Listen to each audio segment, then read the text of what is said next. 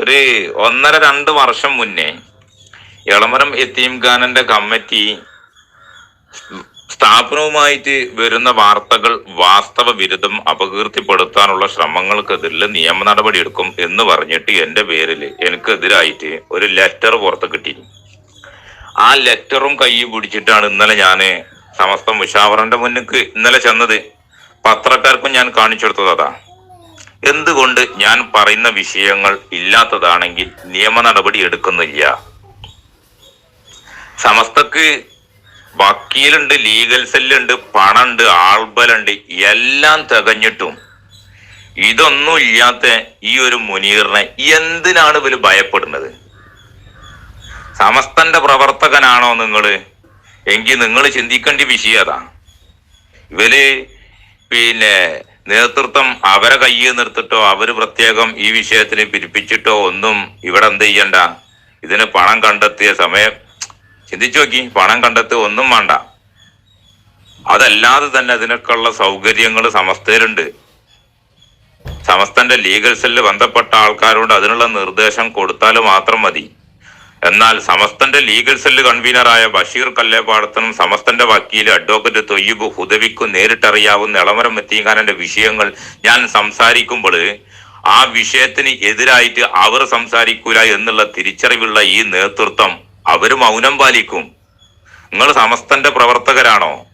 എങ്കിൽ സ്വന്തം നേതൃത്വത്തിനോട് മുനീർ കൊളമ്പലം സ്വന്തം ഒരു ഫ്ലക്സ് അടുപ്പിച്ചിട്ട് അവിടെ ചെന്നിട്ടുണ്ടെങ്കിൽ എന്തേ നിങ്ങൾ ഈ നേതൃത്വത്തിൽ ഓരോ യൂണിറ്റില് പഞ്ചായത്ത് കമ്മിറ്റിയിൽ ജില്ലാ അതേ സംസ്ഥാന ഒക്കെ കമ്മിറ്റികളിൽ ആ കമ്മിറ്റികളിൽ ആവശ്യപ്പെട് സമസ്തന്റെ നേതൃത്വത്തിനെതിരിൽ വിരൽ ചൂണ്ടിയിട്ട് സമസ്തന്റെ നേതൃത്വം കളങ്കിതരാണ് എന്ന് പല വട്ടം ആണയിട്ട് പറഞ്ഞിട്ടും എന്തേ ആ ഒരു പ്രവർത്തകന്റെ പേരിൽ നിങ്ങൾ നടപടി എടുക്കാത്തത്? അത് ചോദിക്കാൻ പറ്റിയ പ്രവർത്തകരായിട്ട് നിങ്ങൾ മാറാത്തോളത്തിലോളം കാലം നിങ്ങളൊന്നും യഥാർത്ഥ സമസ്തന്റെ പ്രവർത്തകരല്ല എന്ന് തന്നെയാണ് എന്നെ പോലത്തെ ആൾക്കാര് എന്താക്കുക മനസ്സിലാക്കുക. ഞാൻ സമസ്തന്റെ പ്രവർത്തകനാ. എനിക്ക് സമസ്ത കഴിഞ്ഞിട്ടേ എന്തുകൊള്ളൂ. അതുകൊണ്ട് ഞാൻ വീണ്ടും സംസാരിക്കും. ഇതുപോലത്തെ പരിപാടികൾ ഇൻഷാ അല്ലാഹ് ഇനി ഇവിടുന്ന് അങ്ങോട്ടും തുടരും. പിന്നെ എന്നെ തെറിയഭിഷേകം നടത്തുന്നത് ഞാൻ ഇത്രയൊന്നല്ല പ്രതീക്ഷ. എന്റെ കുടുംബത്തിൽ 10 മക്കളാ, 9 ആൾക്കാര് ഹയാത്തിലുണ്ട്, 7 ആണും 2 പെണ്ണും. ഈ ആളുകളെ എന്റെ കുടുംബത്തിലൊക്കെ ഈ വിഷയങ്ങൾ എത്തും എന്ന് എനിക്കറിയാം.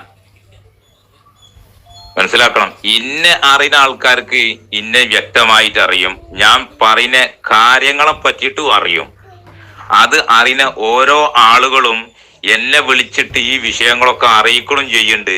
നമ്മളെ സമസ്തന്റെ ഒരവസ്ഥല്ലേ, ഇലാഹിയായ പ്രസ്ഥാനം ജാഹിലിയായ ഒരു പ്രസ്ഥാനമായിട്ട് മാറിയോ എന്നൊക്കെ ചോദിക്കുന്ന ആൾക്കാരൊക്കെ മുന്നിൽ സമസ്തന്റെ പ്രവർത്തകരെ ഉളുപ്പില്ലാതെ നിങ്ങൾ പറയുന്ന ഓരോ തെറികളിലും ഉളുപ്പ് കെട്ട് മുഖം താഴ്ത്തിയിട്ട് ഇരിക്കുന്നത് ബഹുമാനപ്പെട്ട സമസ്തന്റെ നേതൃത്വ. സമസ്തന്റെ മുഖത്തേക്കാ നിങ്ങളൊക്കെ കാർക്കിച്ചു തുപ്പണത്.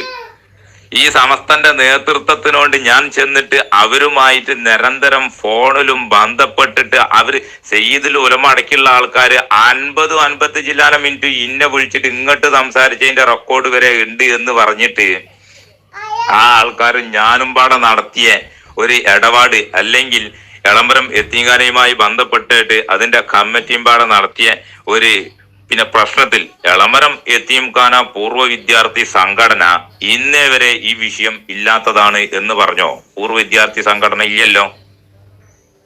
2 ഈ വിഷയങ്ങൾ ഇല്ലാത്തതാണ് എന്ന് സമസ്തന്റെ നേതൃത്വം പറഞ്ഞോ?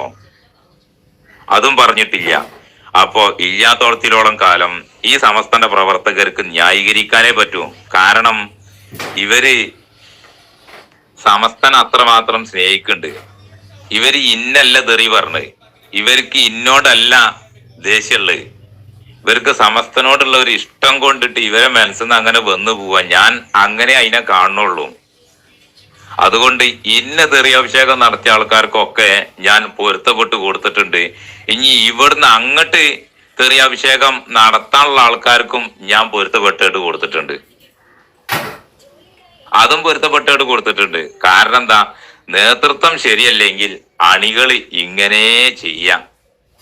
തളുപ്പറ്റാല് മരട്ടിക്കേ വരുള്ളൂ എന്നതുപോലെ തന്നെയാണ് നേതൃത്വം. സ്വന്തം നേതൃത്വം ശരിയേ, അണികൾ പല രൂപത്തിലും കുരച്ചിട്ടും ചാടിയിട്ടും ഒക്കെ നിൽക്കും.